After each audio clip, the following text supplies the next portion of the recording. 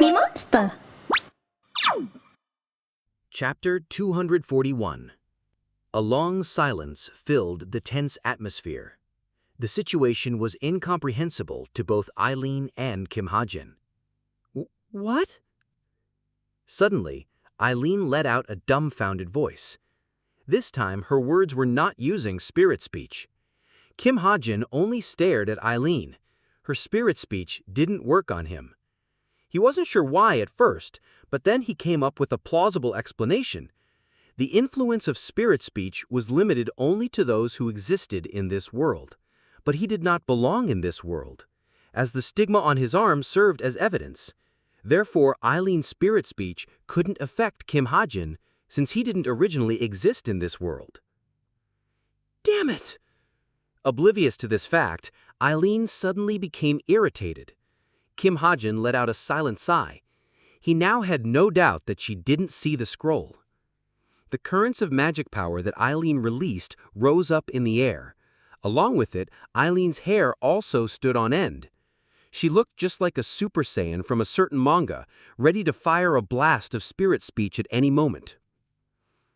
"Take your hood off!" The huge yell resounded throughout the arena. From her small mouth came an unbelievable amount of magic power, which then turned into massive sound waves that engulfed Kim Hajin. But the result was the same. Though the tip of his robe swayed slightly, Black Lotus didn't even flinch. In reality, the spectators watching them and not Black Lotus were the ones who fell victim to her spirit speech, as those who were wearing hoods took them off. With that, Eileen's expression became as ferocious as ever. She was always somewhat playful, but this time she was completely serious. Eileen realized that she could never get him to take his hood off with spirit speech. I have no idea what the heck is going on. She concentrated her magic power below to boost herself into the air. But it doesn't matter. Because she used words as her weapon, it was inevitable that she developed a habit of talking to herself. The winds all around will force your hood off. Suddenly, huge wind funnels appeared in the arena, which was completely serene just a moment ago. Whoosh! The whirlwind blew like saw blades towards Black Lotus. Huh? But Black Lotus put up a special barrier. The circular barrier enveloped his entire body, sucking the wind in. What the hell is that? Again, an incomprehensible phenomenon. He has way too many strange techniques. Did you not see the bamboo scroll? Suddenly, a clear mental transmission resounded in Eileen's mind. It was obvious whose voice it belonged to. Eileen frowned and asked back, "Bamboo scroll? What are you talking about?" At the same time, another voice, full of static, crept in. "It's me, Eileen. Say yen." A familiar voice and a familiar magic power. Eileen widened her eyes. This message was from Jinsei Yun. What? Are you Jinsei Yun? Yes. Eileen's face lit up with joy. I knew she was alive. The guard told me she was dead, but I didn't believe him. Though she's overrated, she's not a master rank for nothing. Where are you right now? Black Lotus taught me mental transmission. The talent of a master rank hero is indeed spectacular, as it only took Jinsei Yun 2 days to be able to use mental transmission, though imperfectly. Of course, it was only possible with help from Black Lotus. No, I said, where are you? Jinsei Yun chose to ignore Eileen's question and instead told her what she needed to know. Except Black Lotus's arrow. What? Eileen looked at Black Lotus in confusion. The moment their eyes met, Black Lotus's voice again flowed into her ears. I saved Jinsei Yun. What the heck are these two saying all of a sudden?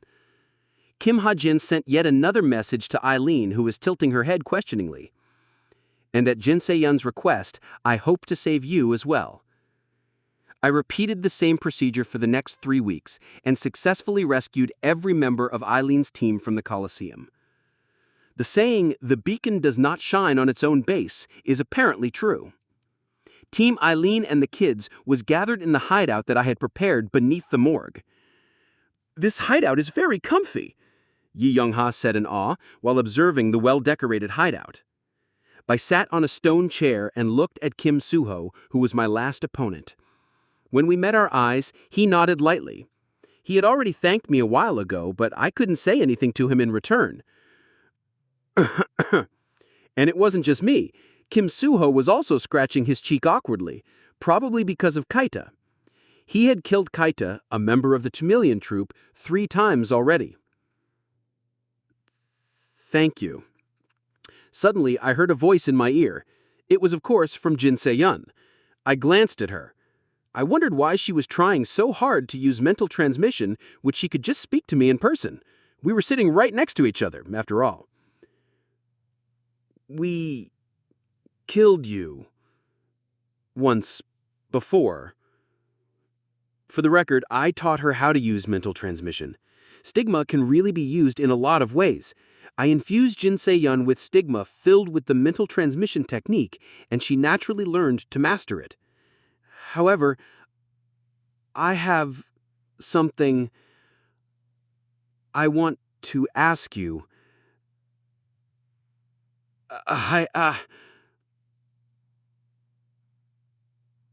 Jin Se-yeon continued even as she was panting.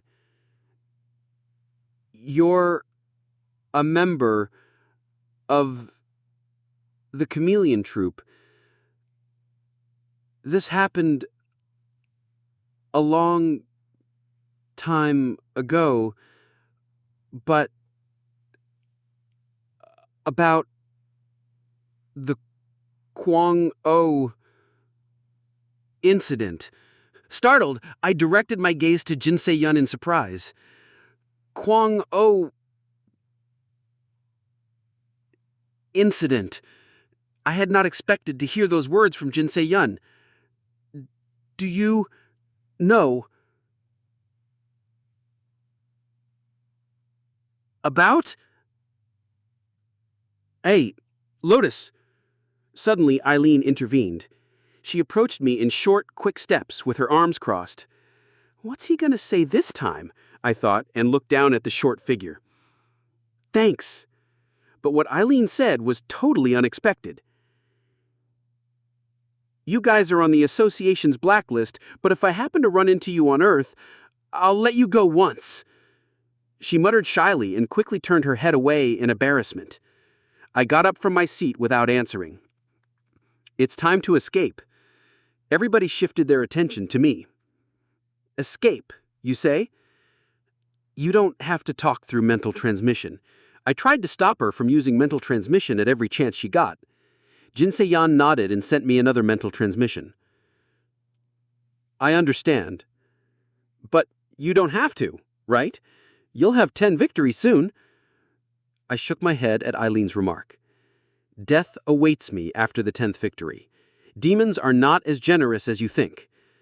Then I dug a hole in the ground. Stigma's magic power easily penetrated the soil, and the 4 followed me from behind.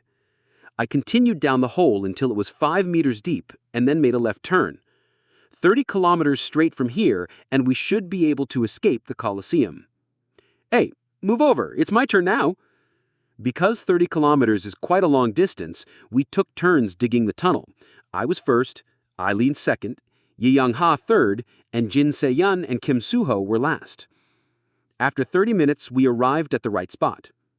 "This is enough." I grabbed Kim Soo-ho, who was digging, and pulled him by the shoulder. I took over and began to dig diagonally. I released stigma, and a stiff slope formed in front of us. At its end, we could see a ray of light. "Ah, there it is!" Aileen shouted. We were out through the tunnel. 28F, Demon Metropolis. We arrived at the City of Demons after escaping from the Colosseum. It was kind of strange that the 28th floor was just outside the 27th floor, but that's just how I wrote the setting. There was only one floor left in the tower anyway, so only the pickiest readers pointed it out. Huh, that's... what the heck? The party stared at the view of the city in a daze. The demons' city was completely different from that of humans. There were eyes on their buildings, and they were breathing as though they were alive. It's very grotesque. If hell existed, this would be a good representation of it. Everyone froze momentarily in the face of the fiendish scenery. I took advantage of their distraction and whispered quietly, "Spartan, take me to Earth." Spartan responded quickly to my request. The demon city before my eyes suddenly disappeared, and I was transferred to the chameleon troops' hideout in Pandemonium. My sudden disappearance would surprise them for sure, but we would meet again soon enough. There would only be one difference. I would be Kim Hajin and not Black Lotus. The Himalayan Mountains. The oxygen concentration is low, and the magic power density is high. Therefore, climbers must breathe carefully on the Himalayan mountains, which are full of stronger than average monsters.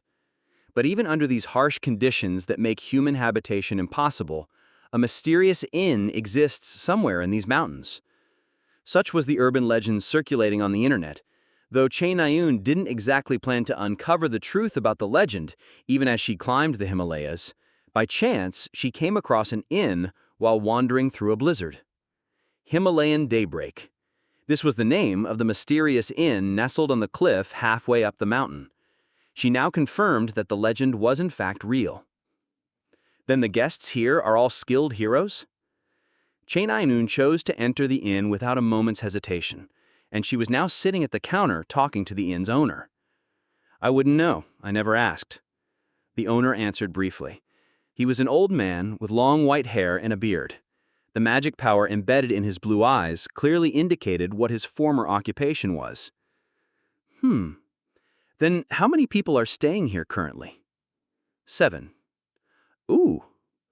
It was surprising that the inn was located in the middle of the rugged mountains, but what was even more surprising was that the inn had 7 guests. Chae Na-yoon took a sip of beer. Kya, how much did you say a glass of beer was? 100,000 won. Though the drink was expensive, it was well worth the cost. A Himalayan beer would surely be full of magic power. It tastes fresh. Is it because it's from the Himalayas?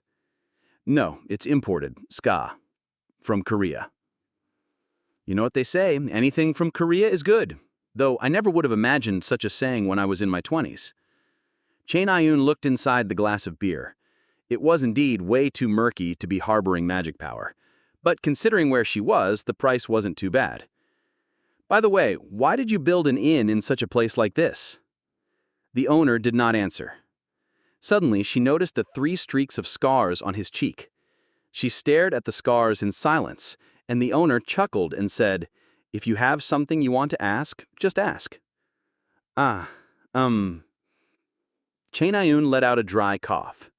She asked straightforwardly, "Have you seen a man, he looks like this?" Chae Na-yoon took out multiple photos of Kim Jung-ho. The first photo showed his usual appearance, and the rest had disheveled hair, beard, and other possible changes photoshopped to his face. The owner carefully studied the photos. "I don't know. I might have seen him somewhere." He answered ambiguously and glanced at the sword on Chae Na-yoon's back. "Anyway, are you a swordsman?" "Pardon?" "Oh, yes." The owner smiled silently. His smile was powerful and stirring. He held a photo up in his hand. "I think I've seen this man. He introduced himself as a forensic pathologist, I believe." Kim Jung-ho, a forensic pathologist. Chae Na-yoon's eyes widened at his remark. "Then where did he go? Did he stay here?"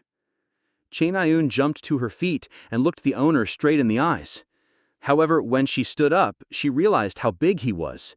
His shoulders were as wide as a mountain, and his height and physique appeared unmatched even by the strongest of men. "Do you want to know?" "Yes, I have to know." Even so, Chae Na-yoon continued without getting intimidated. "It's good that you're here. I was getting bored." The owner suddenly gave her a benign smile. "I'll tell you if you win against me." "Excuse me? You said you were a swordsman." His words were all too sudden, But Chain Ayun soon gave a small smile. The smile was actually a sneer, a mixture of ridicule and astonishment. Well, I'm actually a fairly strong hero. Every guest here is. Don't blame me if you get hurt. Of course. Chain Ayun nodded. He did look pretty strong, but he was an old man well over 70. Not to mention, she'd learned a lot while climbing the Himalayas. Well then, why don't we introduce ourselves first? I'm Chain Ayun. I'm a hero working for Essence of the Strait. That's the current rank 1 guild in the world. Chain Ayun? A strange glimmer appeared in his eyes. He seemed more interested in her name than anything. Yes. Are you Chaiju Chul's granddaughter? Huh? How did you know? Do you know my grandfather? Chain Ayun tilted her head sideways. The owner chuckled contentedly. I never imagined I would run into Chaiju Chul's granddaughter in a place like this, he muttered, reminiscing. In any case, it's nice to meet you. My name is... If he's acquainted with my grandfather, he could just say so, Chain Ayun silently grumbled, and the owner continued. Hanks. Pardon? When he revealed his name, Chain Ayun was dazed. Hanks. She had heard of that name. In fact, it was a name any hero would know. The name was even in textbooks. His achievements were recorded in detail in numerous biographies, as Hanks left an everlasting footprint on the history of heroes. You mean your Steel Spirit, Hanks? The Lord of Steel, Karine Hanks, a member of the brilliant and magnificent 9 Stars. So that name's still around.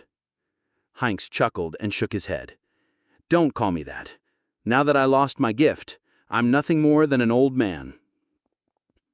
Plucus Temple. The devil Plucus captured the human who'd been watching his temple from outside. The devil's sight reached far, and he extended his arm from where he was sitting to drag the human by his hair towards him. The captured human jumped backwards like a frog the moment he laid his eyes on the devil. The devil tore the human's head off, removed his guts, and drew the Star of David with them. From the human blood and the feast of torment, Plucus could feel his powers returning to him. Plucus Nim, I spotted an intruder. A voice resounded in Plucus's ears. It belonged to a djinn whom Plucus had appointed as his butler. He listened to his servant as he sat on his throne. I'll have to call reinforcements. But the butler's words stopped abruptly. Even then, Plucus was sitting on his throne. He looked afar in his seat. He caught a glimpse of an old man who disappeared shortly after. As time passed, the temple became more and more silent. Soon, a faint sound of footsteps began to approach him from a distance. The footsteps were regular and in order. Is it another human? Plucus said to the figure in the distance. Another voice echoed off the walls of the cave, answering him. Truly a filthy place. The voice was clear on the outside, but dry on the inside. Plucus felt the presence of the human approaching him. Did you find me? Plucus muttered. Instead of answering, the human showed himself. His footsteps were relaxed, and his attire was neat. The pure white suit and the fedora suited the human quite well. I came because you called me, the human said, as he looked straight at the devil. His appearance was now reflected in the devil's crimson eyes. The human was an old man whose soul's state of existence was immeasurable. The devil's heart pounded violently for a moment. Who are you? The devil asked and looked at the old man. The old man's eyes gave off an azure glow.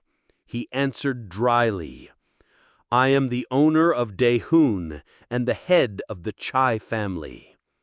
He tapped the ground with the cane that he'd been holding in his hands all this time. Koong! Waves of magic power stretched in all directions. And also the employer of the humans you murdered. The man called the Immortal was fearless even in the presence of a true devil. My family name is Changdo, and my name is Ju Chal. Chapter 242. A blade-like killing intent filled the reddish-black temple. It belonged to only one existence, and that existence's killing intent and demonic energy mixed together to form demonic flames. Foolish human. The devil, Plucus, chided Che-Jucho's foolishness. However, Che-Jucho remained silent. Facing the existence known as a devil, Che-Jucho felt no strong emotion. If anything, he felt disappointment. Disappointment in himself for being this way. Seeing this, Plucus became angry. You. The devil released demonic energy, still sitting on his throne. His demonic energy quickly took the form of a hand and shot forward. Though a terrifying amount of demonic energy burned in the devil's hand, Che-Jucho only raised his cane to block the blast. The magic power infused in the cane clashed with the devil's demonic energy, sending currents crackling in all directions. The devil continued to move his hand of demonic energy. It stretched toward Che-Jucho's arm, then appeared by his head the next moment. It tried to grab his neck, then appeared by his leg. Plucus's strange hand of demonic energy warped through space, attacking from all directions. However, Che-Jucho responded calmly and thoroughly. He blocked the devil's attacks and tried to read the pattern in his movements. He didn't need to cast a barrier or use chi reinforcement. With just his cane, he blocked all attacks. Since a single hand from the devil was unable to threaten Che-Jucho, the battle entered a stalemate. The devil knew this as well, so he stayed silent. There was no change in his expression. The human whose body Plucus had taken over showed neither sorrow nor frustration. Suddenly, the devil shot out a huge blast of demonic energy. Che-Jucho formed a barrier with magic power and received the attack head-on. At the same time, his magic power surged. There was no need for any preparatory movements. Che-Jucho gathered the magic power he needed in an instant and blasted it forward. However, the wave of magic power didn't reach Plucus. Just as Che-Jucho had done previously, the devil formed a spherical dome with his demonic energy to protect himself. Tzzz. Che-Jucho concentrated magic power into his cane. The Immortal's cane became a catalyst that sucked in magic power, and soon he released the terrifying magic power in an instant. Boom! A beam of magic power shot toward Plucus. However, he scattered it with only a single wave of his hand. Until this point, neither the devil nor the Immortal had let out a single groan or pant. Under the heavy silence, the devil's hand suddenly multiplied. Several hands wiggled out from the back of the throne, making him resemble the Hindu god of destruction, Shiva. Soon a weapon appeared in the devil's formerly empty hand. It was a scythe, one that a god of death would carry. When Che-Jucho saw this, he immediately knew he would not survive a single slash from this weapon. As such, Che-Jucho also released his magic power to the fullest. The Immortal's brilliant magic power rose up in the devil's temple. Some portions glistened like water droplets, some burned like flames, some wavered like the wind, and some were solid like rocks. The devil remained silent, and the Immortal's light brightened up the devil's den. The Immortal's magic power engulfed the surroundings, carrying the properties of the four elements. This was a type of large-scale restricted field that only the Immortal could form. Standing in this domain possessing the power of nature, Che-Jucho struck his cane down on the ground. Immediately, Che-Jucho's magic power exploded. A huge torrent of fire, earth, wind, and water swept through the temple and stormed toward Plucus, who reached out with his hand. Dozens of demonic energy hands shot out, charging toward Cheijucho while blocking his escape. In a split second, Cheijucho weighed his options calmly. Left, right, and behind would all lead to death, so there was only one answer. Cheijucho kicked off the ground and shot forward toward the devil. Several hands chased him from behind and from both sides, but only a few came from the front. However, a black scythe swung down from this direction. His body was already in the air. Cheijucho had to make a choice. Of course, the outcome was already decided. Cheijucho no longer possessed any emotion to obstruct him. As such, he showed no hesitation in giving his flesh to cut the bone. Because he did not hesitate, he was able to escape from the devil's clutches. Cheijucho sacrificed his side and arrived in front of Plukus. An enormous amount of magic power condensed on his fist. The magic power of the four elements blazing inside the temple also shot toward the devil. Magic power that facilitated Cheijucho's blood flow boiled, and his sense of time slowed down significantly. "For you," Cheijucho muttered as he thrust his fist out. The boundless magic power around his hand approached the devil's stomach. Crack! The vigorous magic power shattered the devil's demonic energy, and the magic power forming the immortal's domain captured the devil's body. Plukus's eyes widened, and Cheijucho stared into his eyes directly. Cheijucho's eyes were as emotionless as ever. The devil also stared at Cheijucho with similar eyes. They resembled each other in emotionlessness, but the situation they were in was vastly different. A human with no heart. Eventually, Plukus muttered his judgment of Cheijucho. He stared deep into Cheijucho's eyes, which were devoid of emotions, and functioned like a machine. Then Cheijucho made a small smile. Even he was unable to understand the meaning behind it. But the smile soon disappeared, and Cheijucho emotionlessly continued the words he began to say before. "For you have not stayed on this planet for long. And for you are too arrogant to heed this one's words. You seem not to know the age-old saying that humans are scarier than ghosts." Crack, crack. With rough rupturing noises, the horn was broken off. Even so, the devil seemed full of leisure. Cheijucho infused his magic power into the devil's body. Truly pitiful. Arrogant human. The devil could feel the two contrasting elements clashing inside his body. He knew this was the end. The immortal's opposing magic power exploded, tearing the devil's limbs apart. The human body that the devil had taken over no longer looked like a body. Just like that, the temple turned silent. The demonic energy entangled with magic power disappeared, and only the smell of splattered blood tickled Cheijucho's nose. However, Cheijucho didn't mind. He stared at the devil's horn in his hand. It was emitting large amounts of demonic energy. It was clearly an item with many applications, both politically and technologically. Suddenly, he felt pain in his side.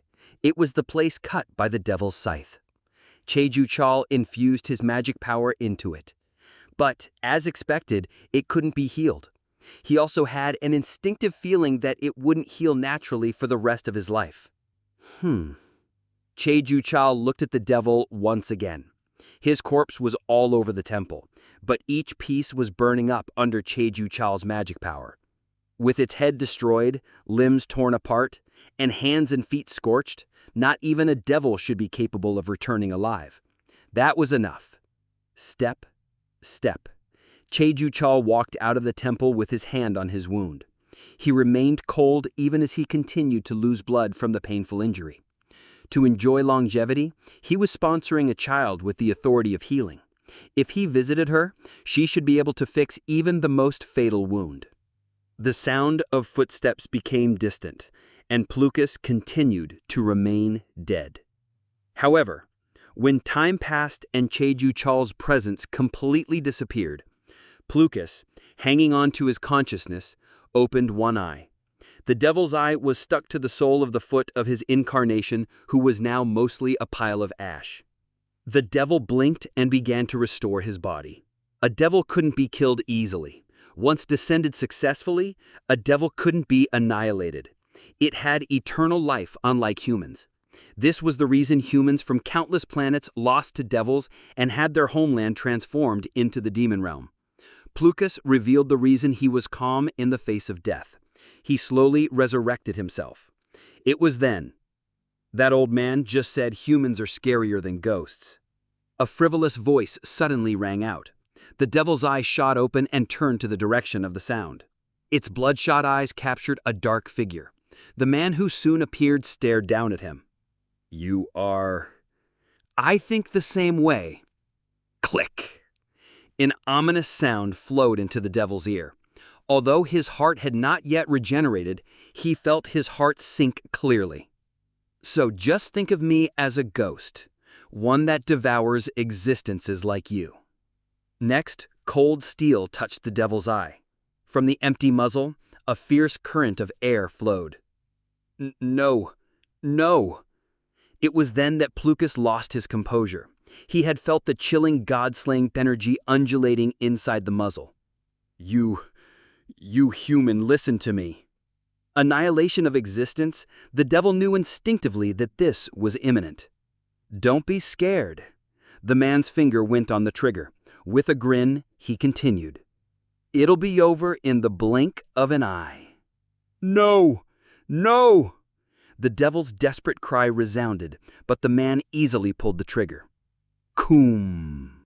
Just like that, the bullet was fired. Plukas died silently without a sound, without leaving behind a trace. He scattered into the air as ash. The metal that annihilated the devil flowed into the man's pocket. Soon, a fierce bird of prey landed on his shoulder. The man, Kim Hajin, thoroughly retrieved even the tiniest crumbs the devil left behind. Then he spoke leisurely.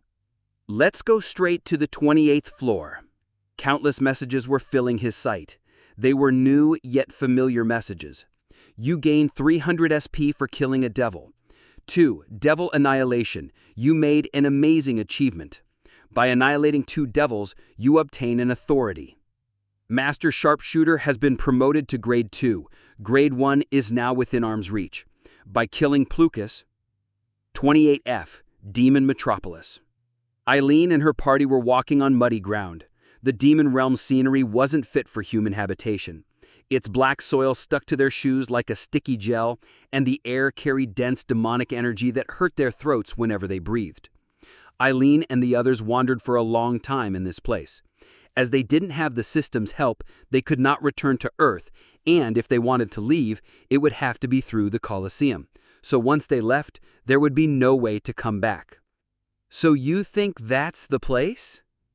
After walking for what seemed an endless period, they found something resembling a giant castle. Historically, castles were places where kings or those of similar status stayed. Since the king of the demon realm should be the demon king who wanted a challenge that Black Lotus was talking about should be in that castle. "I believe so." "By the way, he said we had to clear it, right? Where did he go?" Eileen grumbled unhappily. She expected Black Lotus to continue being their pathfinder, but he had disappeared while she was distracted. The way he disappeared was even more baffling. No one knew where or how he disappeared. They couldn't even feel a slight flow of magic power. Black Lotus had simply vanished as if he never existed in the first place. "We should thank him for helping us escape the Colosseum," Jin Se-yeon answered as she stared at the faraway castle. As Jin Se-yeon had even obtained a new technique thanks to Black Lotus's help, she could easily let him off the hook for the Chameleon Troop's past deeds. After all, he shouldn't have been their member when the Kwang-Oh incident happened. Senior Jin Se-yeon is right. Asking for more would be like asking your savior to pay for your meals. Koo Soo-ho nodded and agreed with Jin Se-yeon. "Yeah, make me the bad guy."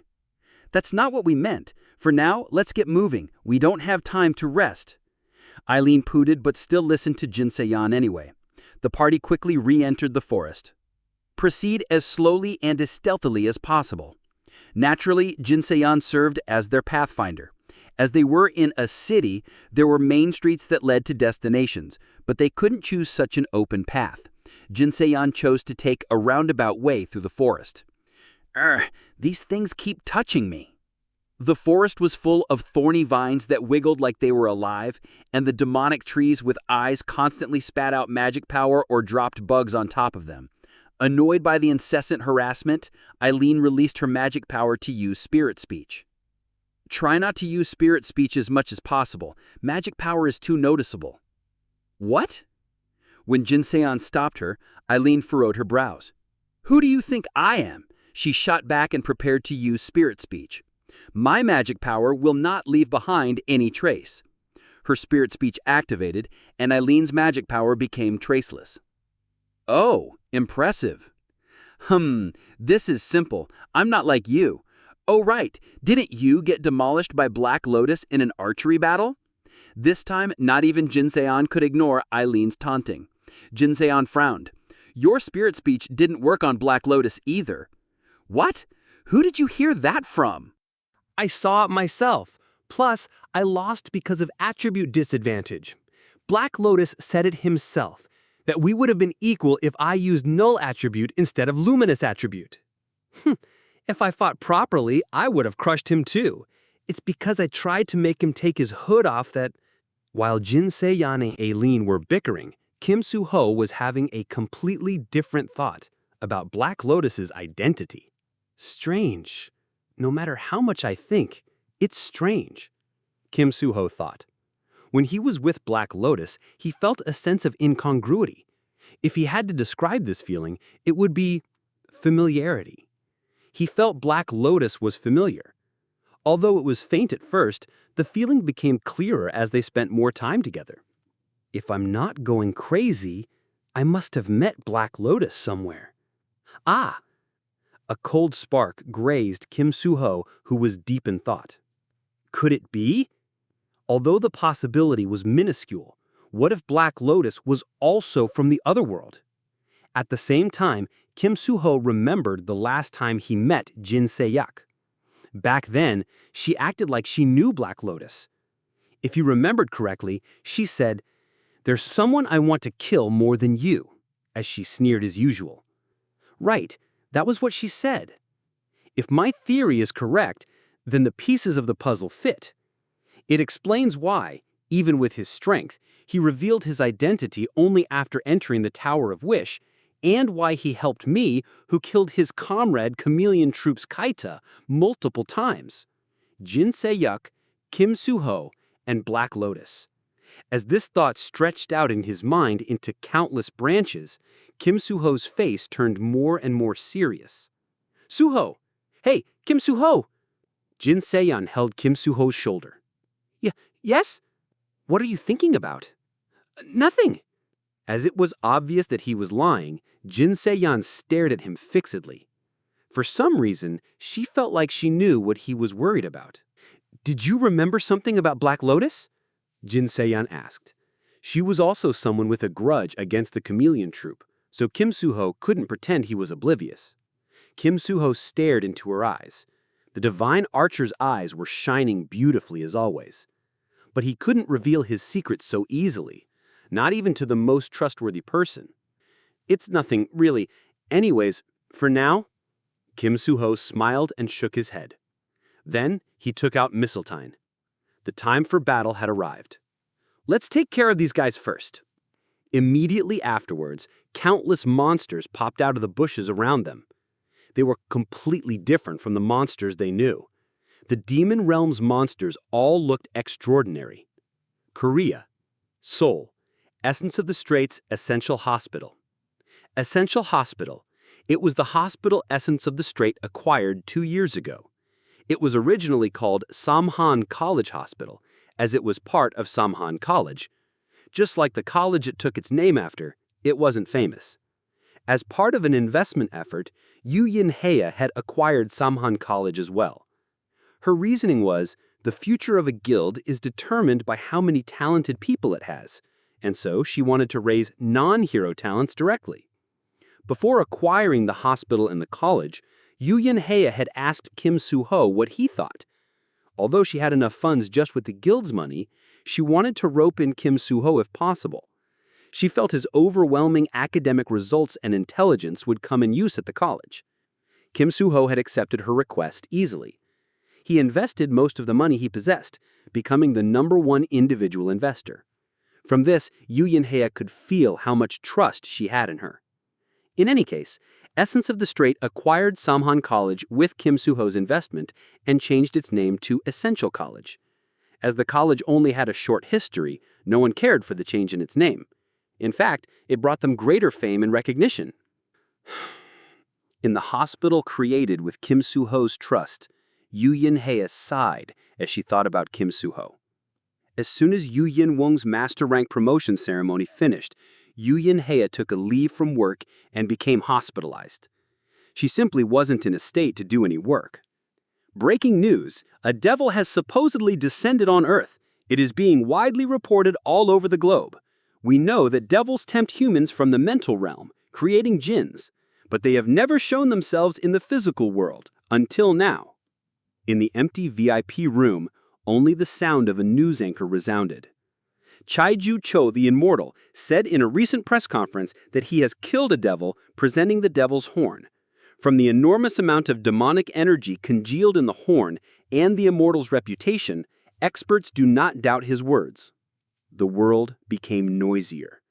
Chaiju Cho, who murdered a devil.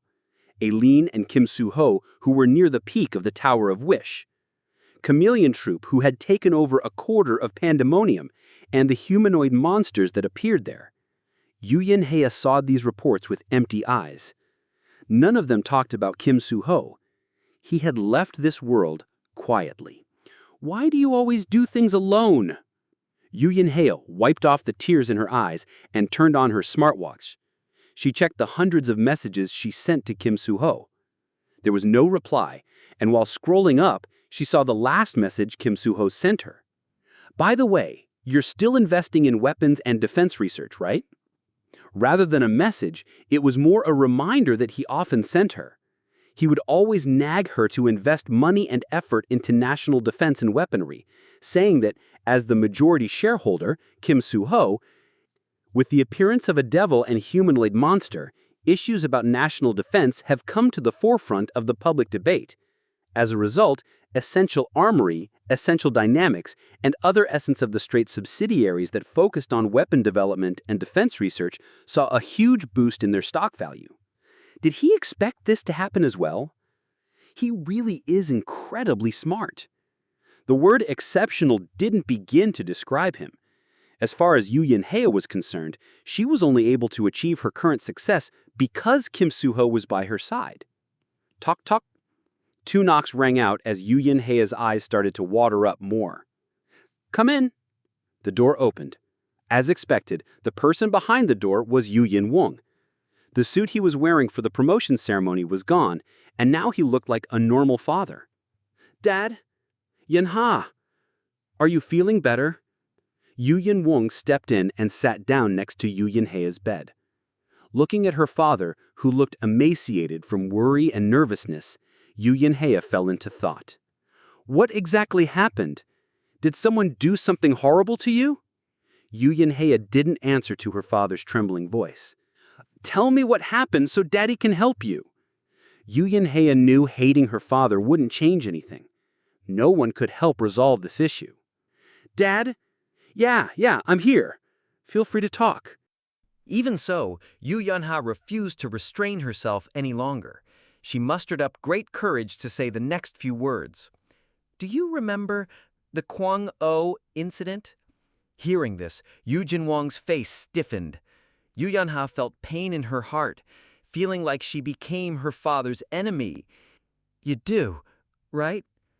She grabbed hold of her weakening heart with unyielding will. She no longer wanted to wait. Yen-ha. She regretted it after learning about his death. She knew she would continue to regret it for the rest of her life. If only she trusted him a little more. If she told him the truth of the incident, repented, and stayed with him. That was your doing, Dad.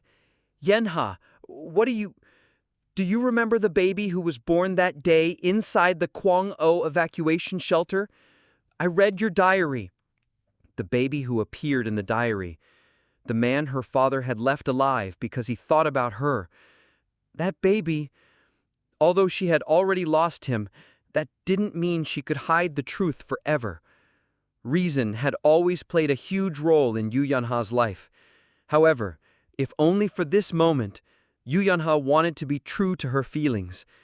That baby became someone who was precious to me. As such, she muttered as she sobbed quietly. But he died. Her cries became a cold nail that dug into Yujin Wang's heart. As a father, Yujin Wang was struck with an overwhelming shock. Chapter 243. 8F. Atalos Royal Court, Knight Commander's Mansion. Late at night in Krivan, Jin Sa-hyuk lay on her bed in the mansion awarded to her by the royal family. The grand mansion, complete with 7 attendants, was enormous and luxuriously furnished. Expensive appliances and facilities filled the place. A crystal ball TV, a natural hot spring, a magic engineering room, a training room, and more.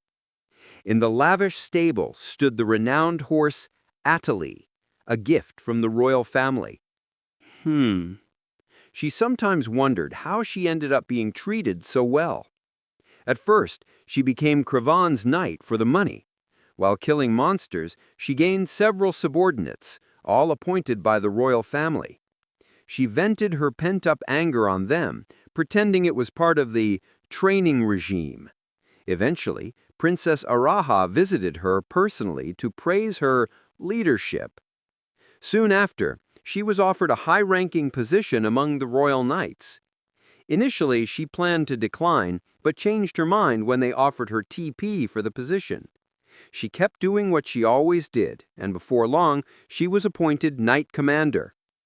The real reason she stayed in Krivan was comfort. She found the monarchy far more agreeable than the strange political system called democracy that Korea seemed to praise. She muttered to ward off her boredom.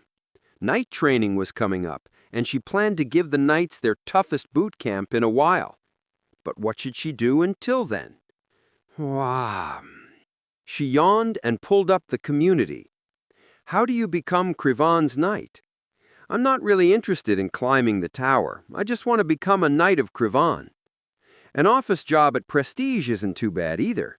If you aren't a hero, it's best to head to Prestige and acquire a few skill books. Be careful of newbie hunters, though. The chief of royal knights in Krivan is this monster called Shin Ja-hyuk. She's really strict, so she probably won't accept just anyone. The community grew more active as the number of players in the Tower of Wish rose to 300,000.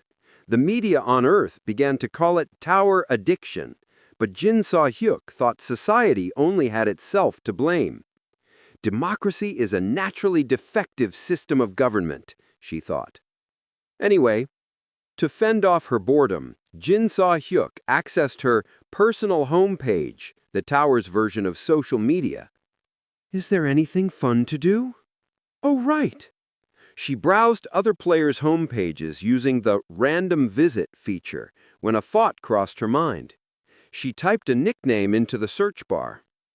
Search term, boss. Search result is enhanced as your player rank is grade 1.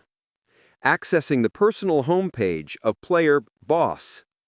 She was taken to a basic, seemingly neglected homepage. Boss's homepage. This woman. Belle had told her about this woman, the boss of the Chameleon Troupe, whose nickname was literally Boss. Jin Sa-hyuk decided to use her to spy on Kim Hajin's movements. Though Boss's homepage looked unused, Jin Sa-hyuk searched carefully. Soon she found a strange article. What the heck is this? Novel reading list. New World Marshal, The Legend of the Martial God, New Royal Secret Inspector.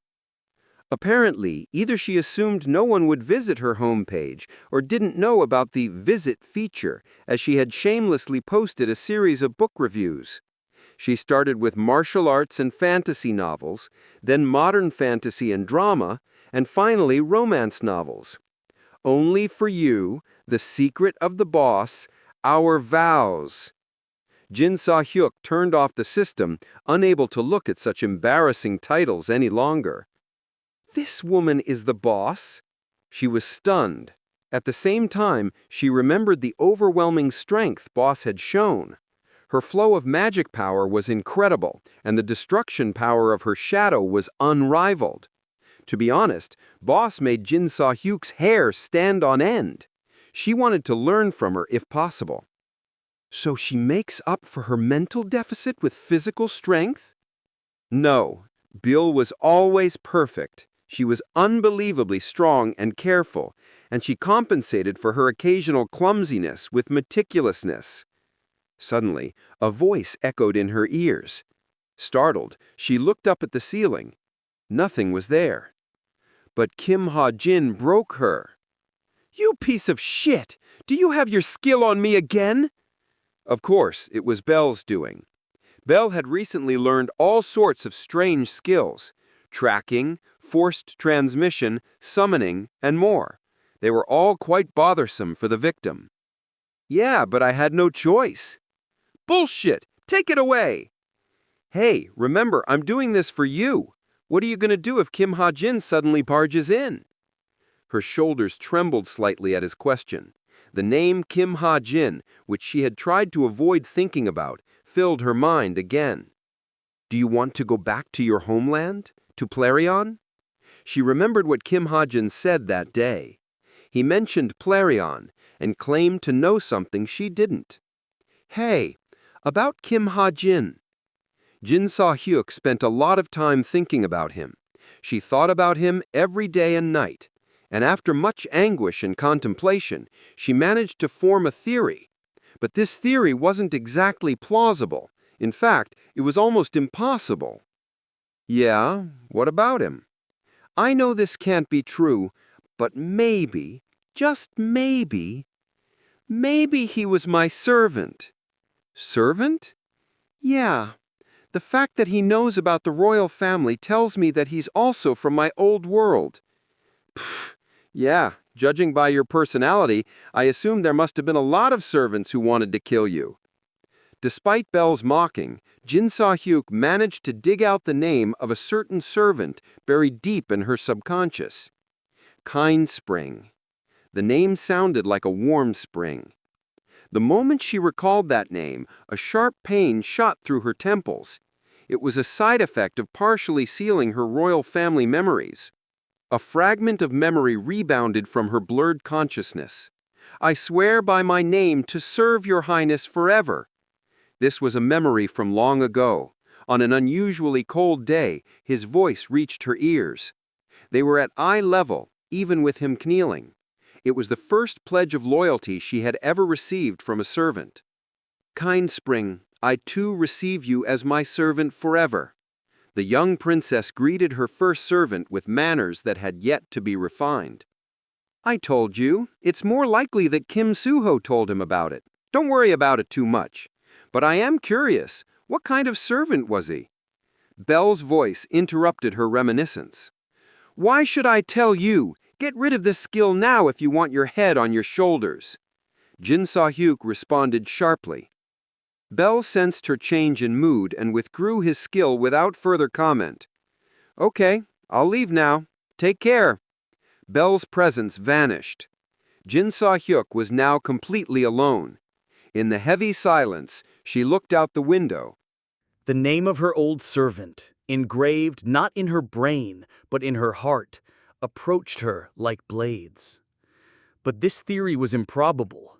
For one, Kind Spring was already an adult when she was just 5. He had served her as a swordsman wielding a sword, not a gun or a bow. Furthermore, if he truly was her old servant, he wouldn't have tried to kill her so viciously. However, Jin Sa-hyuk soon remembered how the loyal Kind Spring met his end. The temperamental and pretentious princess, the living embodiment of ambition and desire, was to blame. In order to recruit a stronger knight, she had chosen to abandon her most loyal servant. If that really is the case? Besides, age didn't matter much now. He, the lowly varlet of the knights, and she, the noble blood of the royal family, hadn't they both come back to life through reincarnation? What do you think? Trying to remember the faded face of her old servant, Jin Sahyuk asked the princess on the other side of the window. But before the princess could answer, Jin Sahyuk shook her head and gave a hollow smile. Something must be wrong with my head. Jin Sahyuk let out a deep sigh and closed her eyes. Under her firmly shut eyelids, she saw the snow-mixed northern winds outside the royal castle window. She sensed a faint scent from the nostalgic scenery. The warmth of the castle and its gentle scent piled up like snow in her heart. A long time had passed since then, yet the memories were still as fresh as ever. Suddenly, she felt a weight on her eyelids and opened her eyes only to find her vision blurred. The former princess realized she was crying. 28F, Demon Metropolis. I, Kim Hajin, was back on the 28th floor. That was good and all, but first I needed to organize my rewards. You gain 300 SP by killing a devil. 2 devil annihilation, you made an amazing achievement. By annihilating 2 devils, you obtain an authority. Authority, Devil Hunter. Because you've extinguished the life of 2 devils, you may acquire this authority for 5,000 SP. The effect of the authority is as follows. Abyssal Monster. Allows you to use partial devilization for a short period of time. Punishment and Discipline. Allows you to hunt evil existences more easily. Also allows you to instantly dispose of up to 6 evil existences whose states of existence aren't too high every 72 hours. Master Sharpshooter has been promoted to Grade 2. Grade 1 is now within arm's reach. By killing Plucus, SP required for you to acquire the authority, Devil Hunter, has been reduced by 50%. In addition, when you acquire the authority, you will receive a special bonus. All these messages popped up after I killed Plucus. As you can see, there were quite a few. 2 words stood out the most: Devil Hunter and Grade 2 Master Sharpshooter. Devil Hunter. I needed to pay 2,500 SP, originally 5,000, but I got a 50% discount, to acquire this authority. To put it simply, authorities were like gifts, only higher ranked. Would you like to spend 2,500 SP and acquire the authority, Devil Hunter? This could be a double-edged sword, but I had no reason to decline it. I could always delete it if it turned out to be unprofitable. Yes. Acquiring the authority, Devil Hunter. After acquiring the authority, I didn't feel any different. Not surprising, since it wasn't the type of authority that improved one's physical specs. Partial devilization. There was only one way to find out what it meant. I used devilization on my right arm. Boom! Suddenly, magic power gushed out from the stigma condensed in my right arm. My arm thickened, and my fingernails became sharp. It didn't take long for my magic power, which was originally blue, to turn black. My arm then took on a shape similar to Plucus's hand. So this is how divine power absorption works. I quickly understood the mechanism. It was similar to how Mistelton, one of my creations, worked. Mistelton absorbed evil existences into its body, while I absorbed them into my own. Whew. In any case, this could come in handy someday. No, I could actually start using it right away. Just because I had an enhanced arm now didn't mean I had to engage in hand-to-hand combat. Shooting arrows or bullets with the devilized arm would result in a similar, no, an even more destructive effect. Once I felt I had the basics down, I got up from my seat. Now it was time to test it in an actual battle. I looked out into the distance and saw Eileen's team.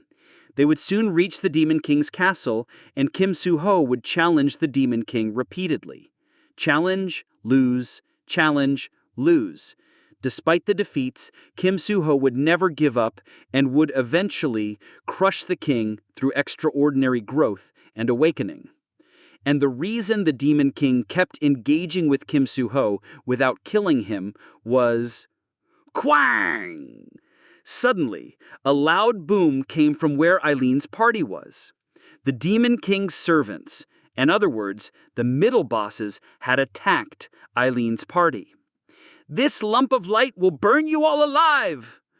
The right time had come for Fenrir to make a cool entrance, though there wouldn't be much for me to do when I got there.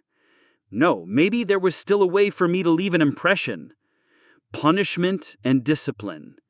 I could easily defeat 6 demons with it. I ran toward the forest where Kim Soo-ho was, gun in hand. Himalayan daybreak. Clang. 2 swords clashed with a heavy resonance. At first glance, the fierce magic powers and sparks of flame from the collision made it seem that the two were equal in strength, but in reality, this marked the end of their duel.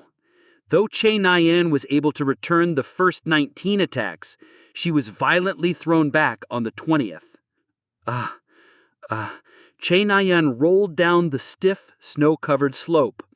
She got back on her feet at once, but she wasn't in condition to continue.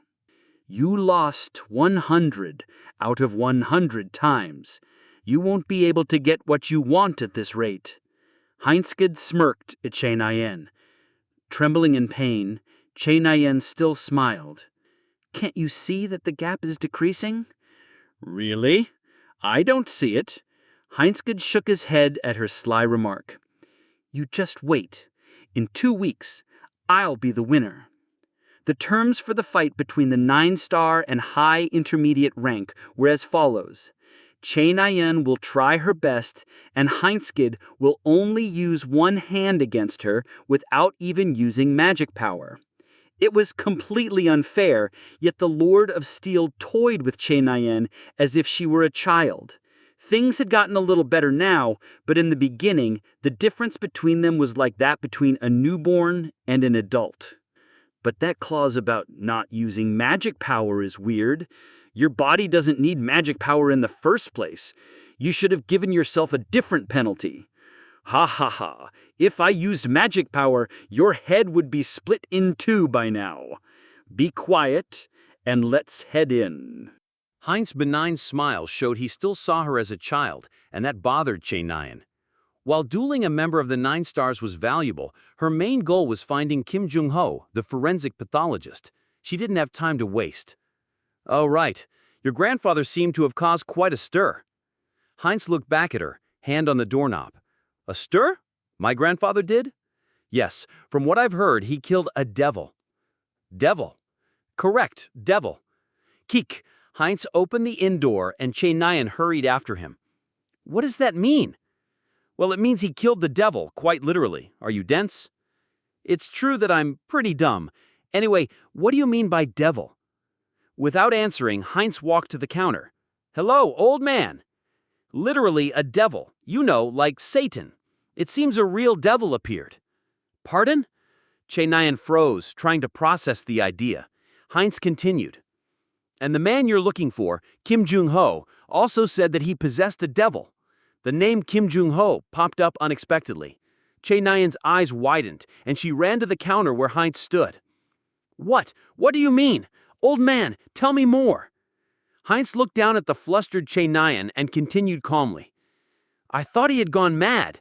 He looked mad, he sounded mad, but more than anything, he kept insisting that he owned the corpse of a devil. He stroked his chin as if reminiscing, then took out a copy of Violet Times. Now that I think about it, maybe he wasn't completely mad." Che Nayan hurriedly stretched out her arm and snatched the newspaper from his hand. Chapter 244. Che Nayan snatched the newspaper out of Henkis's hands. Immortal exterminates devil. The headline was about her grandfather killing a devil. Since Che Nayan had been away from the internet for a while, she was only now learning about it. Her eyes widened as she quickly absorbed the story. Jinns have finally summoned the root of evil.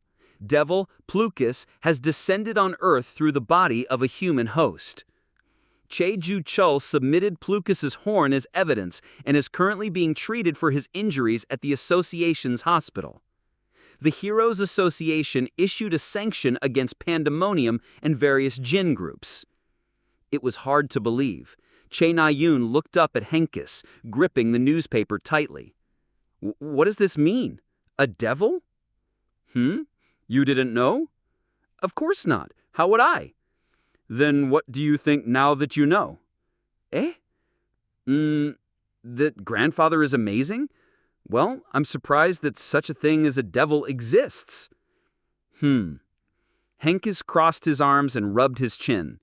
Then he whispered quietly, "Is she acting dumb or actually stupid?" "Old man, I can hear you." Che Na-yoon narrowed her eyes. Henkis just shrugged. "Ha ha, at least your ears are sharp." "What am I supposed to think?" "Didn't I tell you before?" Che Na-yoon had stayed at Henkis's inn for a month. Naturally, she had told him everything about herself. Though Che Na-yoon denied the possibility strongly, she had not forgotten to mention the theory that Che Jing-yoon might have been a Jinn. It was to locate Kim Jung-ho and also to get Henkis's advice. "What do you mean? You never mentioned anything about a devil." Che Na-yoon asked innocently, her eyes burning with curiosity. Henkis found it hard to believe that Che Na-yoon wouldn't even try to remember, but he realized it was inevitable. The theory that Che Jing-yoon might have been a Jinn didn't exist in her mind. It wasn't about intelligence. She was subconsciously rejecting the idea. Kim Jung-ho said he had the corpse of a devil. Henkis explained. Che Na-yoon nodded seriously. "Yes, and my grandfather killed a devil." Che Na-yoon muttered, as if she understood, but her thoughts didn't go beyond Cheju Chul. She refused to connect the dots between Kim Jung-ho's devil corpse and Che Jing-yoon. Henkis couldn't help but feel a little bad. "You can think about the rest by yourself. The sun is setting soon, so you'll have a lot of time to think." What's that?" Henkis poured beer into a 1000cc cup and handed it to Che Na-yoon, hoping it would help her think. "Oh, thank you. I was getting thirsty. Also, we'll be changing rules starting from tomorrow." While Che Na-yoon gulped down the beer, Henkis raised his first finger. "One good strike. That'll be enough." The Lord of Steel, Krine Henkis, had walked the path of swordsmanship for 60 years, 21,900 days or 525,600 hours. 2 generations had passed, and a small country in East Asia had become a superpower. But even as the world changed, Henkis had only suffered one defeat in his life. By making defeating him the condition for Che Na-yoon's victory, he made it clear he had no intention of telling her about Kim Jung-ho's whereabouts. Never disclosing a client's personal information was a fundamental rule for an innkeeper, and Henkis would not break it. Even you should be capable of doing that much. But circumstances had changed. Now that devils had appeared, he couldn't just ignore Kim Jung-ho's words. "Don't regret it." Che Na-yoon stared at Henkis, then took out a cigarette. Smoking had become a habit for her. Henkis, who disliked smoking, spoke up.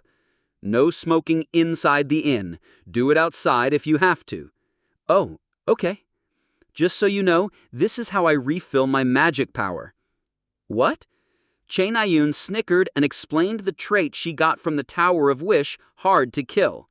It let her convert toxic substances into magic power. "The Tower of Wish has something like that? What an interesting place. Why don't you go in? I'm sure you'd become a rising star in no time." "No, I'll be 90 if I blink a few times. Why would I go into a tower?" "Don't be like that. Look, I got this longsword from the tower." Che Na-yoon proudly showed Henkis her level 6 Jack Churchill's claymore. Then she remembered another item she had, invitation letter to the love room. To make sure she didn't lose it, she reached into her pocket and took out the letter she had kept carefully. Thankfully, it was still there. "What's that?"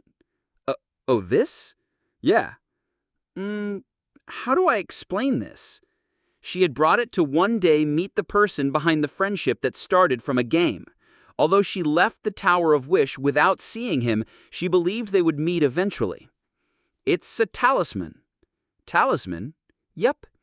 Jae Na-yoon put the letter away with a big grin. It'll protect me from death at least once. Seoul, Korea, Yoo Young-ha's mansion. After Yoo Young-ha's tearful confession, Yoo Jing-woon told her about the Kwang-oh incident. The truth Yoo Young-ha wanted to avoid was revealed in detail by the perpetrator. She slept for 2 days straight. When she woke up, her body, exhausted from stress and lack of sleep, was back to peak condition. She returned home with Yoo Jing-woon. I'm sorry, Yen-ha. In the mansion's living room, father and daughter sat facing each other. Yoo Jing-woon apologized first. His past deed had come back like a boomerang and hurt her daughter. What pained him more was that he couldn't do anything about it. No matter how powerful Essence of the Strait became, it couldn't resist Chae-ju-chul. Now called the Devil Slayer, Chae-ju-chul's influence was unrivaled. No one would dare to ask him to atone for his sins, and anyone who did would face grave consequences. You don't have to apologize to me, Dad. Yoo Young-ha smiled faintly. It was too late to turn back. Still, she had no intention of giving up. She wasn't the type to leave something broken just because it had lost a key part.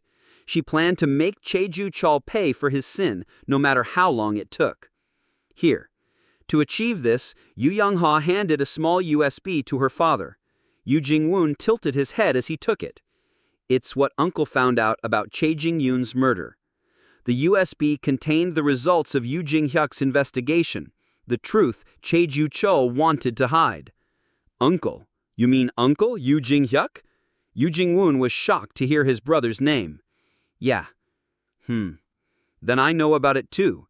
He said he saw a tattoo, right? No. Yoo Young-ha shook her head. Yoo Jing-hyuk also found out about Kim Ha-jin's tattoo, but that was only the tip of the iceberg. Uncle found out something much bigger.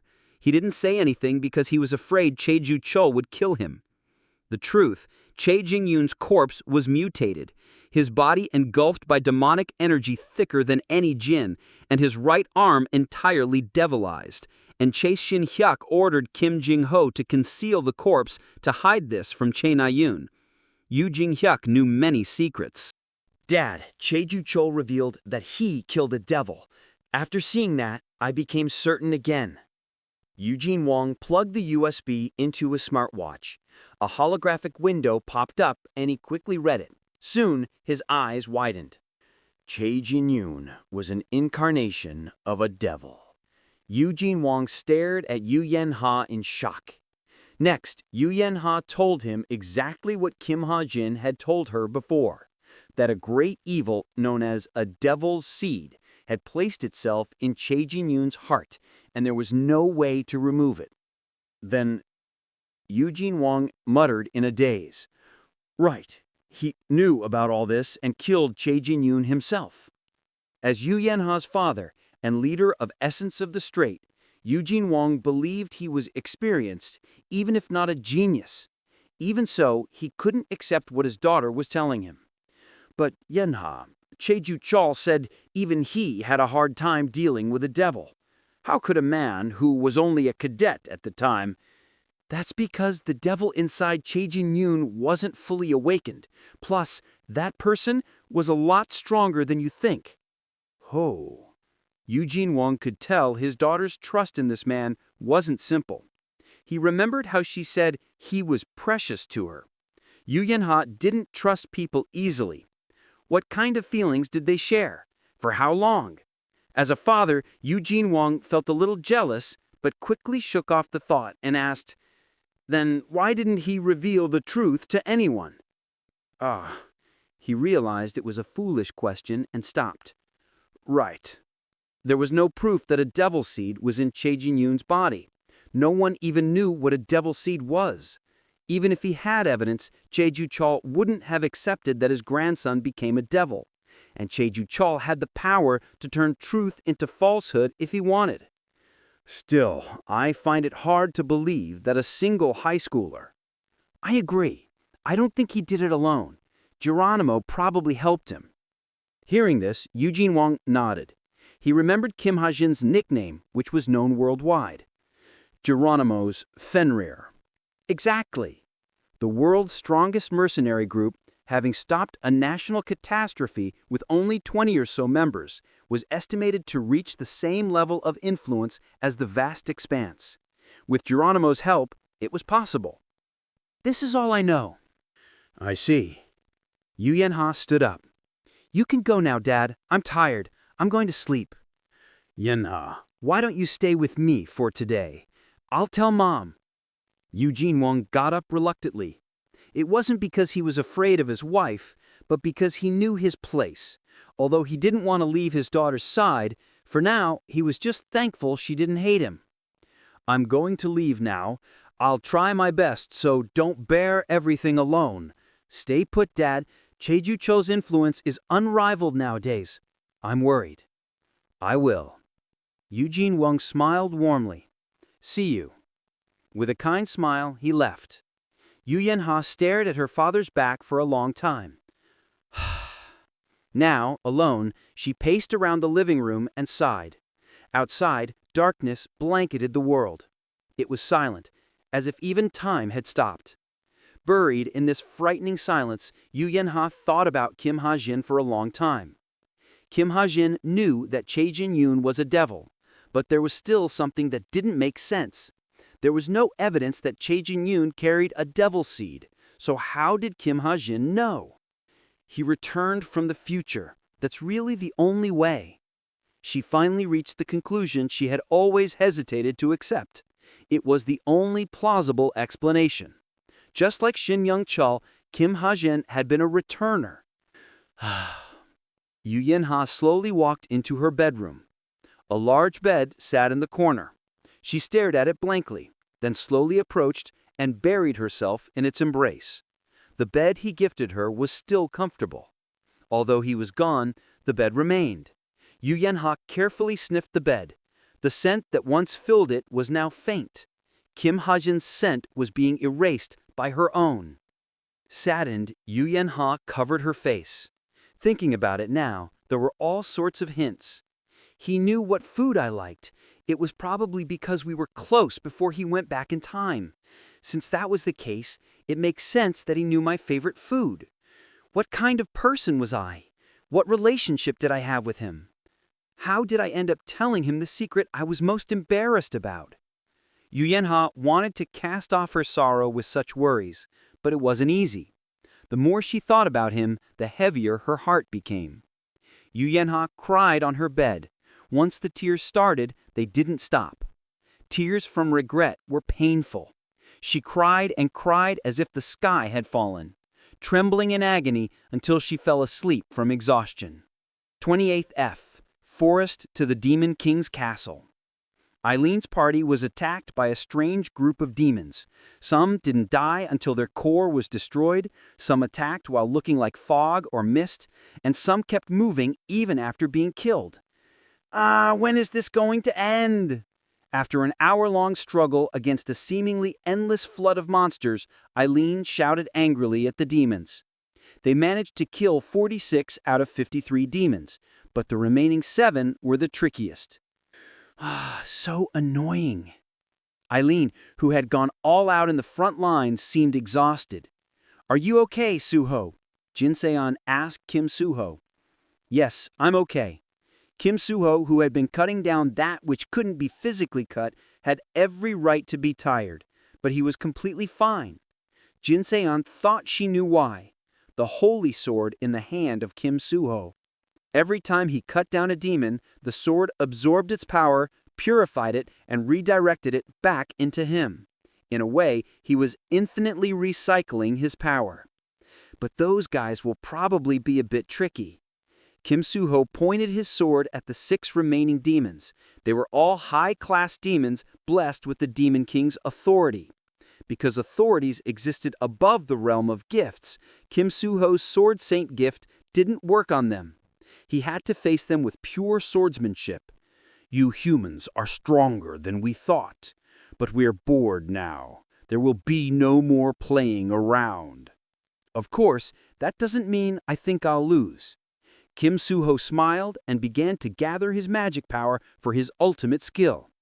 Using Mistelstein as a catalyst, a secret technique capable of toppling a mountain was about to start. But before the golden magic power took shape, starlight flashed in the sky. Chwa! Dozens of streaks of light fell, like shooting stars. What the? Wow! Kim Suho canceled his ultimate skill. Jin Se-yeon and Eileen looked up at the beautiful scene in a daze, and Yi Young-ha took out a camera to take pictures. The demons only stared with disdain. Soon, the shooting stars touched the ground. The targets were obviously the demons. However, the demons stood in their place, confident they could withstand the attack. Ha! A short death throw escaped one demon's mouth. That was it. Kim Hajin's authority, punish and discipline, turned ordinary magic bullets into light attribute bullets with 4.5 streaks of stigma, piercing the 6 demons' bodies and burning their souls directly. What? The shooting stars seemed to close the curtains on a long play. The forest turned silent in a minute. While everyone else stood in a daze, Kim Suho shouted, "Hajin!" Hearing this, Eileen, Jin Se-yeon, and Yi Young-ha turned around. A man in a black robe stood atop a tall demon tree. He jumped down lightly and walked over with a bright smile, his steps full of confidence. "Hello, Fenrir, Kim Hajin." Other than Kim Suho, everyone was shocked by the strength of his bullets. You... how? Kim Hajin smiled at Eileen, who pointed at him in shock. Meanwhile, Kim Suho skipped over and grabbed Kim Hajin's shoulder. "Ah, I knew you were here. How did you get through the Colosseum?" "Colosseum? I don't know. I've never been there. I just sneaked my way here." Kim Suho completely believed Kim Hajin's innocent lie. "Ah, that makes sense. You're good at hiding. Anyway, it's great seeing you here, Hajin." After a warm hug, Kim Hajin looked at Eileen. "I came because it was noisy. You guys are going to the Demon King's castle, right?" "Huh? Oh, yeah." Eileen nodded. Kim Hajin spoke. "Then let's go together." Eileen sighed, then suddenly plopped down on the ground. "I don't know. We're all exhausted. I'm gonna go home for a while. I have magic power exhaustion." "Don't worry about that." Kim Hajin took out a card with a confident smile. "What's that?" This time, Jin Se-yeon showed keen interest. She walked up and stared at the card in his hand. "It's an 8-star card I got from the Card Kingdom." What? 8-star? Really? Eileen and Jin Se-yeon's eyes widened. The best card they had was 5-star, even after spending tons of money. "Yup, this will wash away your exhaustion." Kim Hajin shook the card. "Miracle Tea House that suddenly appeared one day. Space summoning, 8-star, effect, good. A mysterious tea house that can never be found when looking for it, appearing only when one is not. The tea it sells has miraculous effects. Summons the mysterious tea house to a place of your choice. The tea sold in this tea house has special effects. Can be summoned 3 times." Kim Hajin snapped his fingers with the 8-star card. Snap! In an instant, golden light shot out of the card, and a small tea house appeared in the Demon Realm's forest. Chapter 245. The moment I activated the 8-star card, a tea house appeared on the right side of the bush. The small tea house was built from tiny, colorful bricks. Everyone stared at it in surprise. What's that? Aileen's eyes, already round, grew even rounder. It's called the Miraculous Tea House. It's the best place to recover from fatigue, I explained, glancing to my side. Kim Soo-ho and Jin Se-yeon both looked equally surprised. Yi Young-ha kept taking pictures of the tea house as if he had a compulsion.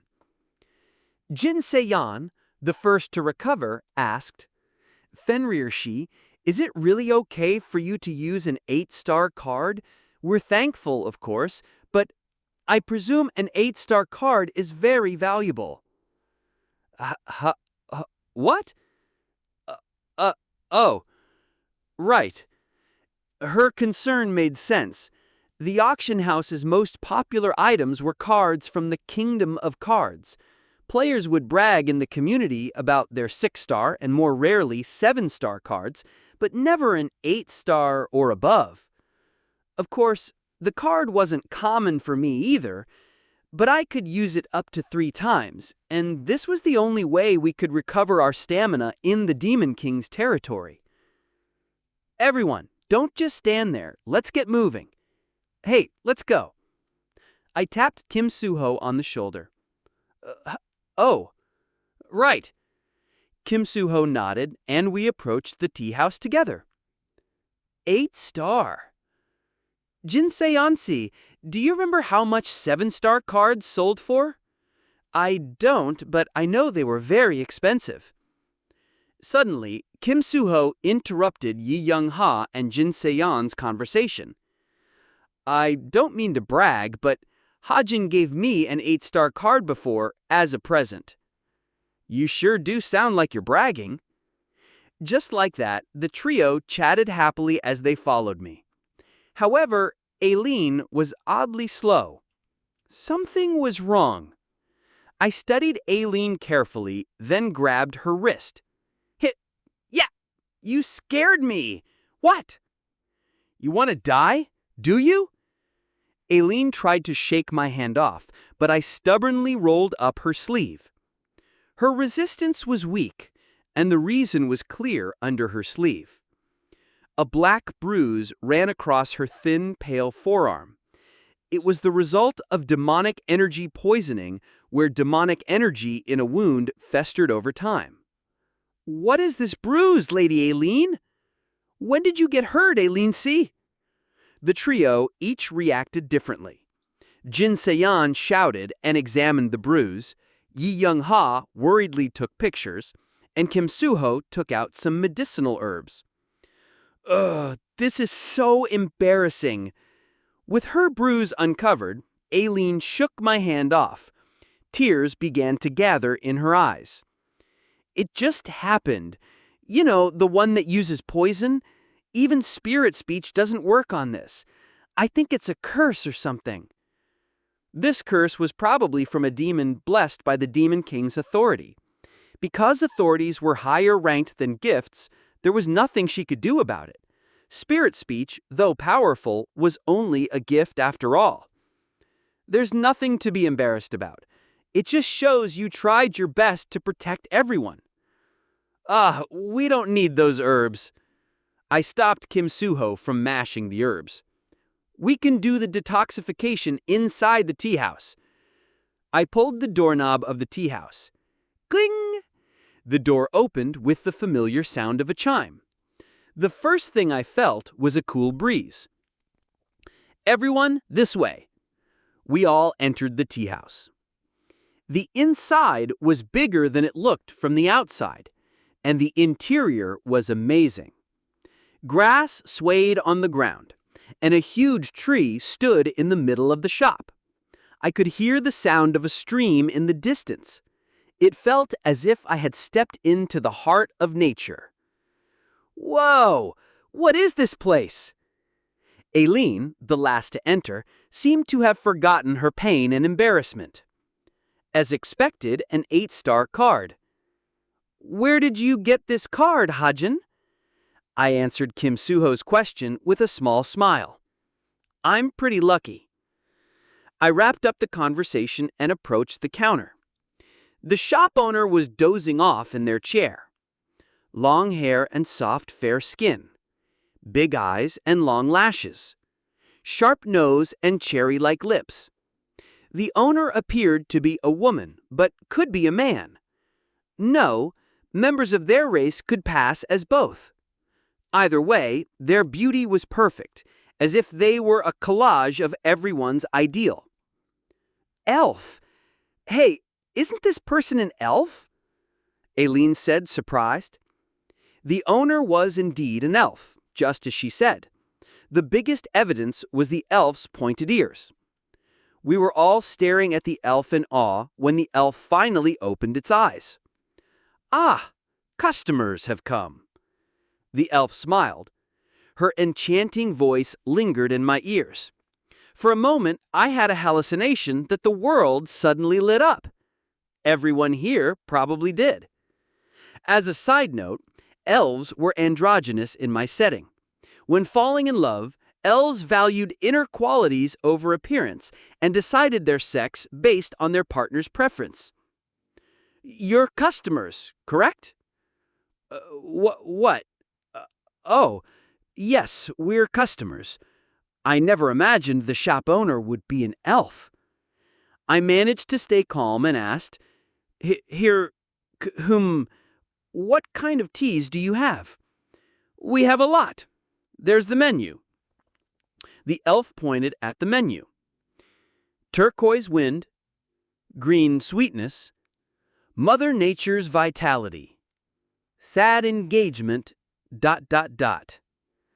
How much is the tea for detoxifying demonic energy? I don't accept money. Instead, the elf suddenly stopped and looked down at the tiny Aileen next to me. It seemed the elf detected an aura of demonic energy on Aileen. I see. She's under a curse. Yes. And is she a dwarf? At that moment, Aileen, who was looking around the shop and humming to pretend all was well, put on a menacing expression. Her face turned as red as a tomato. She lowered her head and began to tremble in anger. You! Suddenly, Aileen grew taller. She was tiptoeing. What did you say? Oh, you're not. I'm sorry. There was just so much magic power in such a small body. That is characteristic of dwarves. What? Characteristic of dwarves? You're doing this on purpose, aren't you? Hey, let go! Let me go! Jin Seon intervened before Aileen could cause a scene. Aileen flailed her short arms and legs, but they weren't very effective against Jin Seon. Seriously, a dwarf? You keep calling me a dwarf. It must be really nice for you to be tall and pretty. Good for you. Lady Aileen, please calm down. How can I be calm? She just called me a dwarf. A tiny fuss started. Suddenly, the elf's gaze fell on Kim Suho. Kim Suho looked at the elf curiously. The elf spoke, "Beautiful." Pardon? The elf was probably talking about Kim Suho's inner qualities. Kim Suho thanked the elf in a daze and nodded. Since one of you is in dire need of detoxification, I'll offer you the first tea free of charge. Thank you. The elf began to brew the tea. I watched her hand movements closely, hoping to learn the recipe using my dwarf's dexterity and thousand-mile eyes. Oh, there are just too many ingredients for one tea. I could count at least 179, not even counting the elf's magic power. I could perhaps imitate their magic with stigma, but gathering all the ingredients would be nearly impossible. All done. The elf offered Aileen a cup of tea. Aileen, still sullen, glared at the elf and snatched the cup. This better be good. Sniff, sniff. The dwarf smelled the tea. Instantly, all her anger and irritation disappeared. She sipped the tea as if under a spell. Wow! Here was a dwarf enchanted by an elf's tea. I let out a dry cough and looked at the elf. Thank you. You're welcome. Our meeting here seems to be fated. Will you enlighten me with your name? I struck a pose, placing my hand on the table and running my fingers through my hair like a model. The elf did not answer. Since my effort didn't seem effective, I turned my head to the right. The right side of my face was more handsome, in my opinion. Still no response. I finally decided to show off my specialty, the melancholic gaze. The elf finally reacted. "What are you doing?" It's nothing." I scratched the back of my neck with a nervous laugh. I thought maybe I could convince them to give me an extra tea or two, but as I thought, I wasn't good enough. Well, not that it mattered. I gave the elf a solemn look. "Do you have wood?" "Wood?" "Yes." I already knew what elves liked. Elves who loved trees and could breathe life into them loved cute wooden dolls. I'm great at making wooden dolls. After that, we spent 3 whole days at the tea house. Eileen liked that more than anyone. Though she got mad over the word dwarf from time to time, she fell in love with the cakes the elf made for her. Today is the last day for business. But it was already time for farewell. The elf looked at us with a sad expression. I was disappointed that I never got to utilize my medicinal memory physique to the fullest. Still, I learned to brew almost every kind of elven tea. With the right ingredients, I should be able to recreate them on Earth. "Thank you for everything you've done." Jin Se-yun bowed. Yi Yong-ha and Eileen added their thanks, and Kim Soo-ho handed the elf a letter he worked hard to write. "Thanks for everything." "Oh, Suho-si." Touched, the elf received his letter. Watching them, I realized again that Kim Soo-ho was certainly the main character. "And this is from me." Tears gathered in the elf's eyes, who seemed on the verge of declaring their sex as female when I handed over the last wooden doll. It was a cute puppy. The elf infused the doll with magic power. The doll gained liveliness and began toddling around on its 4 legs. "Thank you. Please take care. I'll take a last picture to commemorate this memory. Bye. Thanks for the cake and the chocolate. I'll enjoy them." Jin Se-yun, Kim Soo-ho, Yi Yong-ha, and Eileen each said their goodbyes in order. "Yes, goodbye. I had a lot of fun these past 3 days." The warm-hearted elf saw us off with teary eyes. Quack. Soon the tea house started to shake, and we stepped outside. I took a step into the gloomy scenery of the demon realm, and when I looked back, the tea house was already gone. "You all rested well, right?" I said to everyone who seemed slightly forlorn. From now on, there wouldn't be any time left for them to even feel lonely. Let's get started for real. Everyone, get ready. Vladivostok, Russia. Evil Society's headquarters. One gloomy day, a strange being visited the Evil Society's headquarters. The being introduced himself as a messenger, though he was clearly a monster. The man who rose to the top of Evil Society after the Tower of Wish, Kim Hak-pyo, greeted the monster. The monster's appearance was similar to human, except his body was covered in hair and his head resembled that of a wolf. A label werewolf would fit perfectly. "You're the messenger." "Yes." From the monster's throat came a strange sound like scratching metal. Kim Hak-pyo wished never to hear it again. He asked, "I see. So what's your business here?" He was undoubtedly one of those famous humanoid monsters. Frankly, it was bothersome to deal with them, but Kim Hak-pyo couldn't just brush them aside, considering the situation in Pandemonium. I guess I should at least listen to what they have to say. Our king, Orden, demands your loyalty. No? Did I hear that right? Say it again. Loyalty? Yes, that is correct. Kim Hak-pyo said nothing. The werewolf, too, stared at Kim Hak-pyo in silence. Heavy silence filled the space between them. Quite a bit of time passed in complete silence. Suddenly, a loud laughter escaped from Kim Hak-pyo's mouth. The laughter shook the earth.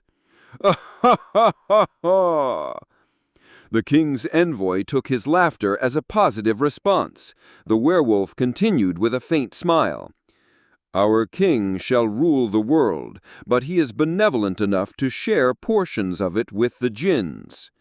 You son of a bitch! Kim Hak-pyo let out an explosive yell. The yell, filled with magic power, entered the werewolf's ears and shook his skull from the inside.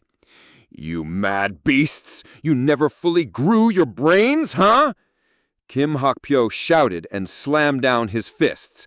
Quang! A thunderous roar filled the air. At the same time, magic power soared and spread out in a huge shock wave.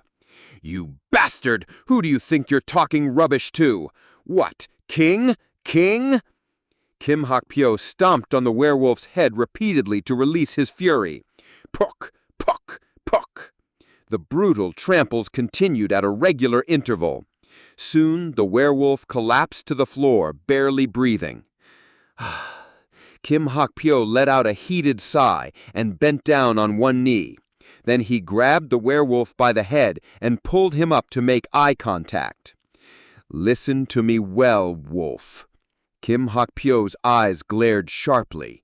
His scarlet eyes, characteristic of jinns, stared into the vivid yellow eyes of the werewolf. I do not know, nor am I interested in knowing who your king is, but... Kim Hak-pyo opened his mouth wide. A thick fog of demonic energy flowed out and encompassed his whole body. Soaked in demonic energy, Kim Hak-pyo transformed into a non-human being. A being more horrendous than a monster and more destructive than a human. It was a perfect demonization.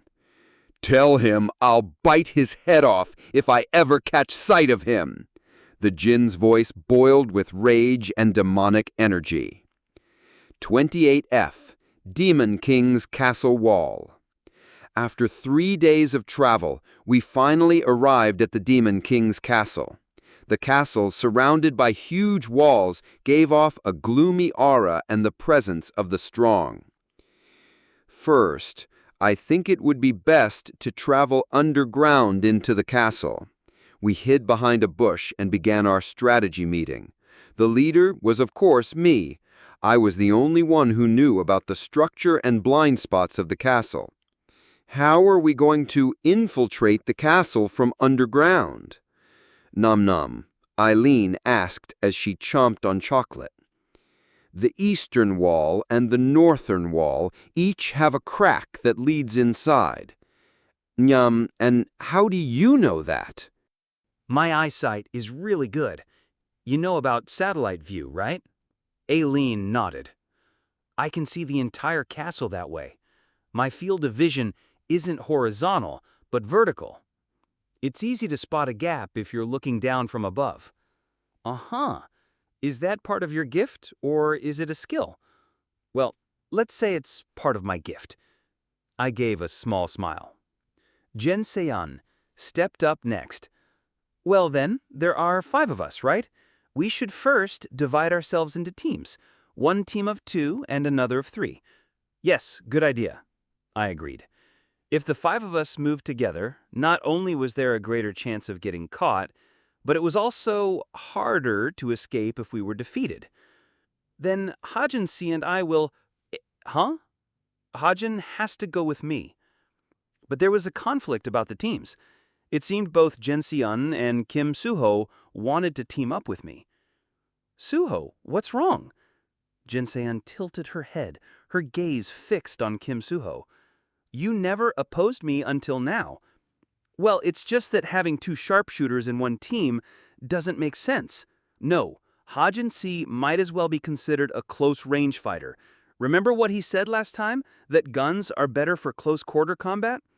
That's true, but in terms of teamwork, Hajin and I are better together. After all, you've only met him a few times. More importantly, shouldn't we consider efficiency? What do you think would happen if two sharpshooters form a team? They'll never get caught, right? Since we're both sharpshooters who excel in traveling secretly in the dark. A full-scale quarrel broke out. Contrary to my assumption, the quarrel continued for 5 minutes, 10 minutes, then 15 minutes. Kim Suho aside, why is Jin Seon so persistent? Suddenly, a thought crossed my mind. Jin Seon asked me about the Kwang-o incident while I was Black Lotus. In that case, was Jin Seon also? That's enough. You come with me. Unwilling to listen to Kim Suho and Jin Seon's quarrel any longer, Aileen pulled me by my sleeve. Eh? Why must you step in, Lady Aileen? She's right. You don't suit him. Oh, whatever. Shut up before I use spirit speech.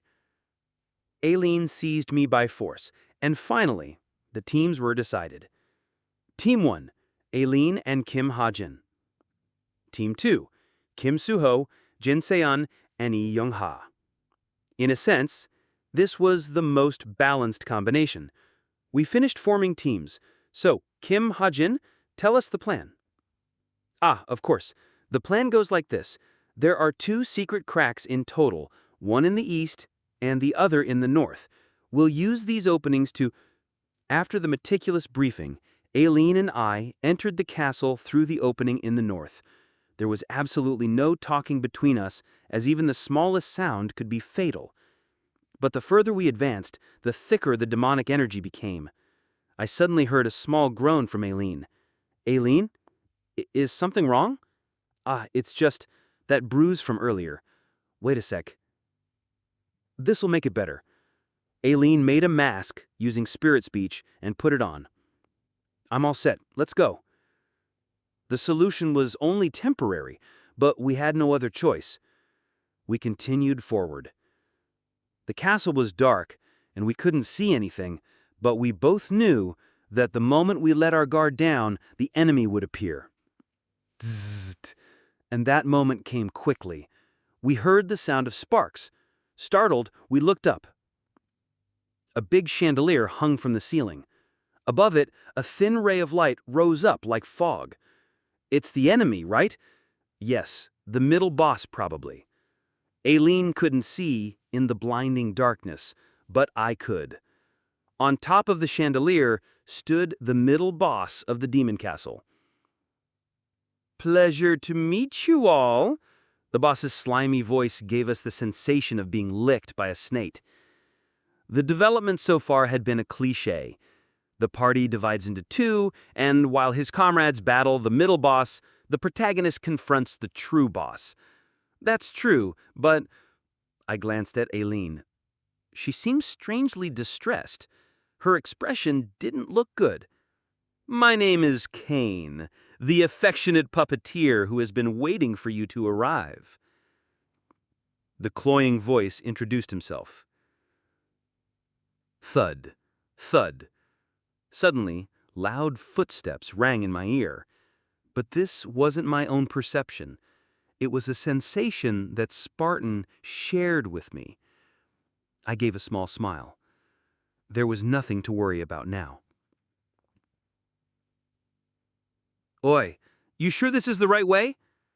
The strongest warrior in all of Goryeo, and a soldier of fortune who swept the country with a single sword. Guided by Spartan, the man named Chok Jin-gyung, who left an everlasting impression in the history of the Korean peninsula, was approaching our way. Thank you for listening. If you enjoyed this story, don't forget to subscribe, comment, and like the video. Have a suggestion? Let me know in the comments.